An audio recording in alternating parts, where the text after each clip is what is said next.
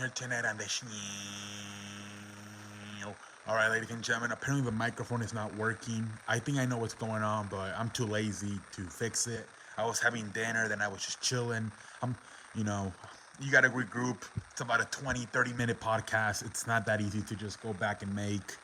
Got to like freshen up a little bit and then regroup, mentally be prepared again for, to perform for you, the fans. Um, but here we go. Um, I'm sure the sound is gonna be fine. I'll probably get it work out tomorrow.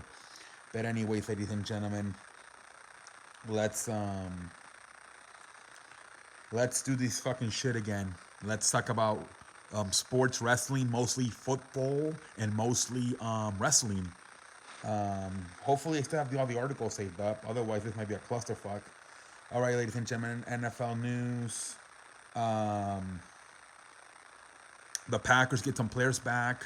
Offensive lineman Ellington Jenkins, tight end Robert Tonin, and wide receiver Christian Watson are all back from injuries. They're all back to being activated. Now, the guy that is not here is Bakhtabari, the left tackle, who has not been really playing football for like almost 2 years. He tore his ACL back in 2020, and he played one game, the final game of the season, and then he missed the entire playoff run. And so far, he has not been activated for training camp. Has Bakhtabari. Hopefully, he can come back because that sucks, man. Like I said, Robert Tonian, the tight end, had the same exact injury last year in 2021, and he's already been activated to be back. And Bakhtabari, he's been out for almost 2 years with the damn injury, man. So hopefully he can be back soon. But good to see the damn Green Bay Packers getting a little bit more healthy, man. Um, Derek London, who got hurt for the Falcons, the rookie, is likely to sit out practice this week due to the right knee injury and sustaining during the Atlanta preseason opener versus Detroit. I think the coach Arthur Smith said it's nothing too serious. They're just being gonna be cautious with it, and they're gonna have Drake London sit for a few weeks in practice, but he should be ready for September. All right, ladies and gentlemen. Joe Barrow finally came back to practice today after missing a few weeks after having emergency appendix um, I don't know what the fuck, removed from his stomach. But he's back in practice. Gonna give him about 3 weeks to get ready for the season opener. Joe Barrow expected to be there for the season opener, of course. Zach Wilson, man, he's going out to LA to get his surgery. They're saying Robert Saleh said we're optimistic, but not out of the woods until they get in there and make the decision. Yeah. So the thing about the meniscus is, so it's teared. If it's like slightly teared, what they can do is they can take the part that's slightly teared and just remove it, and then it's about a 1 or 2 month recovery, and you're fine. But if it's fully torn, then he's gonna have to rehab it. They could be out for a few months. Dwayne Wade, when he was at the University of Marquette, completely teared it off, and he made the decision to completely take the entire meniscus out of the leg, and that is why I think Dwayne Wade had a bunch of leg injuries as he got a little bit older. I think he could have had a Kobe Bryant type career. I really believe so, and he couldn't because he was missing that ligament in one of his legs, and that kind of fucked him up there at the end. He had a bunch of leg injuries. And as you saw, he was around the same age, I think, yeah, around 2, 3 years older than LeBron James. But he was a lot, he was washed up a lot faster than LeBron James. And I think it was because he was missing that one ligament in his leg. So I'm pretty sure when they get in there and do the surgery for Zach Wilson, they're gonna see what exactly how much is teared, and if it's just like a little part of the meniscus, they're probably just gonna take it out and keep the rest of the meniscus in there. But if it's completely teared, they're probably just gonna rather just keep the meniscus in there, reattach it, and have him recover because it, I'm it, you don't. It's probably just better to do that because, like I said, that can come back. You don't want to take a living out of your damn leg.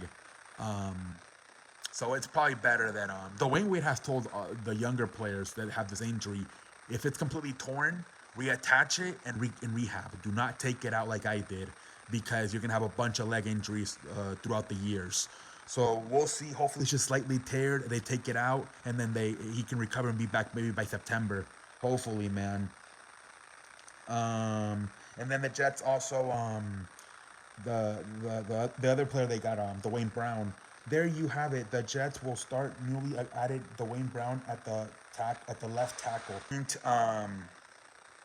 Back to right tackle. So they actually played together in Seattle. George Faint and Dwayne Brown. So, meh, whatever. But you don't really need chemistry, especially if one's fucking left tackle, the other one's a right tackle. But whatever. Let's see here, ladies and gentlemen. Not a lot of NFL games today. I think there was only one, the Raiders and the Vikings. I like to look at young quarterbacks play. That's what I like about the preseason, the young quarterbacks. Obviously in Pittsburgh, you got Mitchell Trubisky, Kenny Pickett. In Seattle, you got Geno Smith and Drew Luck. I like to watch the young quarterbacks play. The Raiders are not fun to me because we know Derek Carr's the man. If you're a Raiders fan, okay, yes, you want to watch your entire team play, your offensive line, your defense, your wide receivers.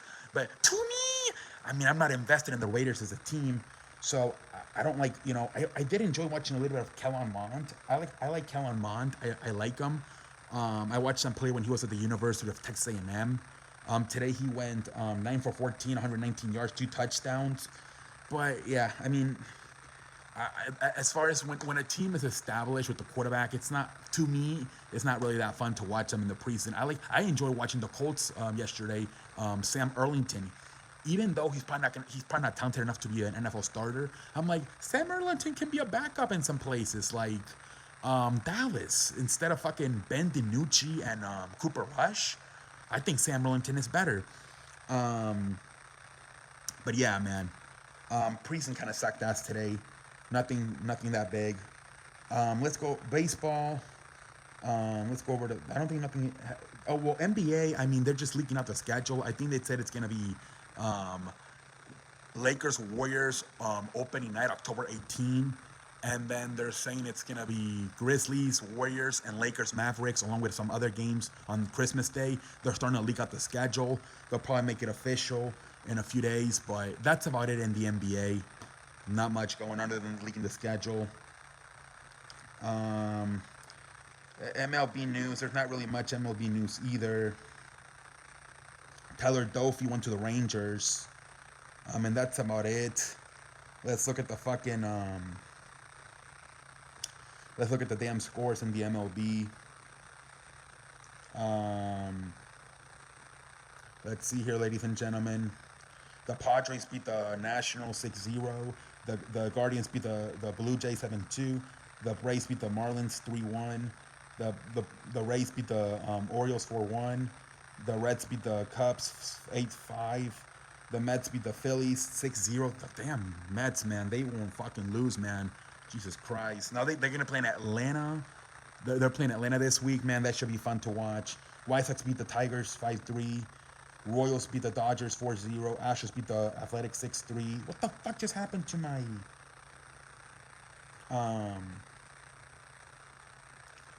Cardinals beat the Brewers 6-3. Rangers beat the Mariners 5-3. Diamondbacks beat the Colorado Rockies 7-4.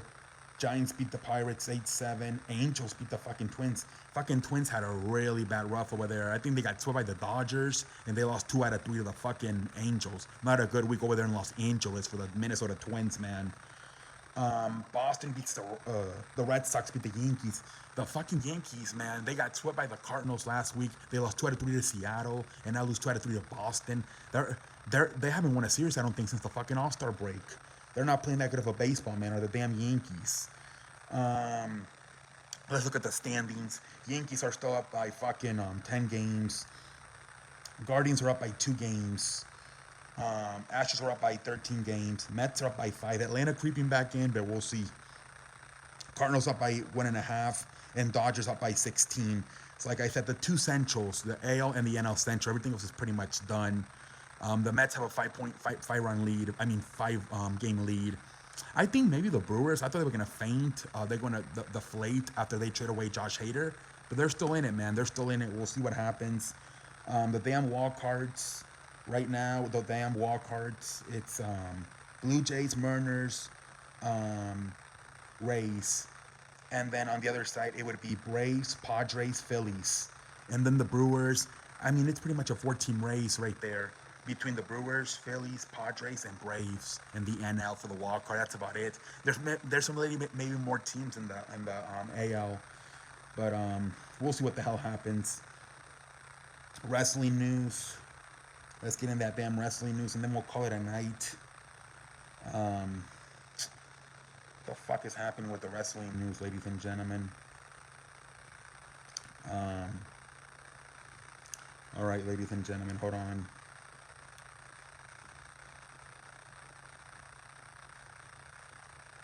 What the fuck happened, man?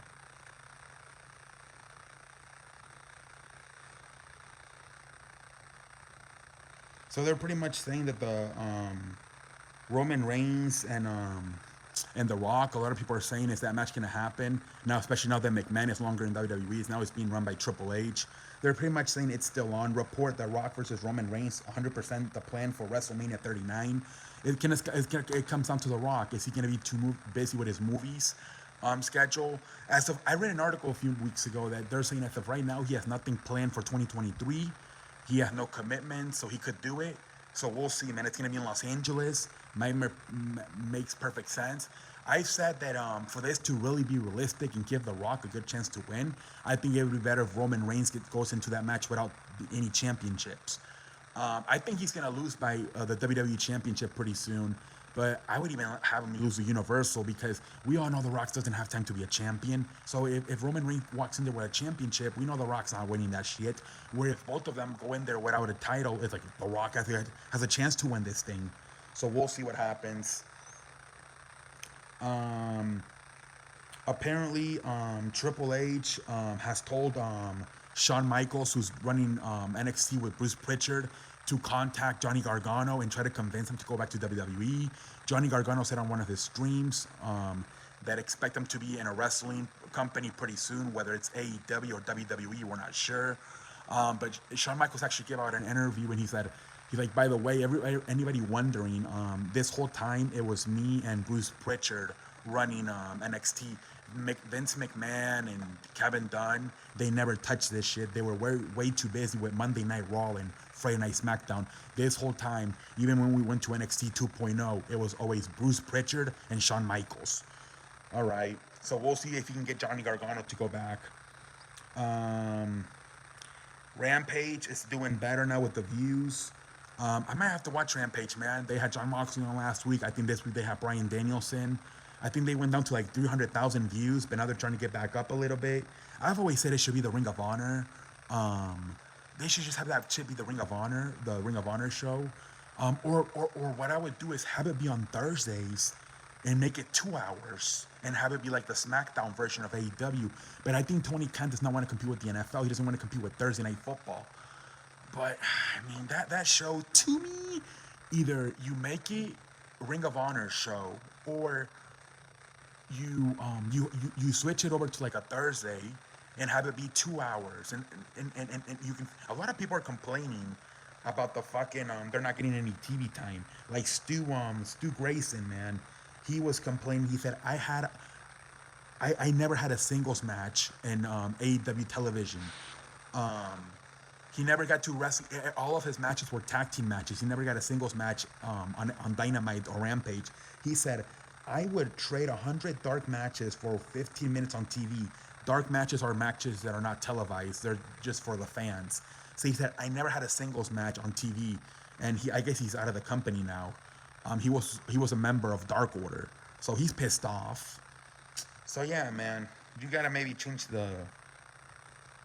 According to Dave Meltzer, WWE, Naomi and Sasha Banks have agreed to work again. It's just a matter of time when they're going to bring them back. A lot of people are saying it's going to be at Clash of the Castle.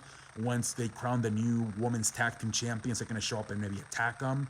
So we'll see. But according to Dave Meltzer, Naomi and Sasha Banks are officially back with WWE. It's just to see when the hell they bring them back.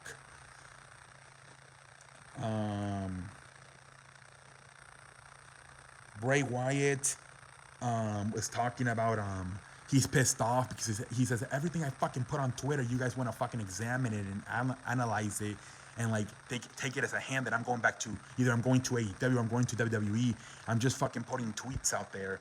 So Bray Wyatt's pissed off that everybody like analyzing his tweets. But this could be, he's maybe doing this on purpose to try to, confuse people. I don't know. We'll see because this is Cody Rhodes tweeted before when he left AEW and before he went to WWE that before he went to WWE he said live wrestling is a love story, and then he did the opposite. Bray Wyatt said wrestling is not a love story. So we'll see what the hell happens there. Could just be a strategy, confuse fans. Andrade is not happy either.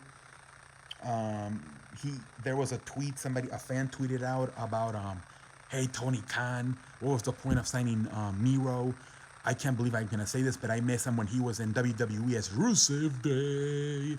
And same thing goes for Andrade El Idolo. And Andrade El Idolo liked the tweet.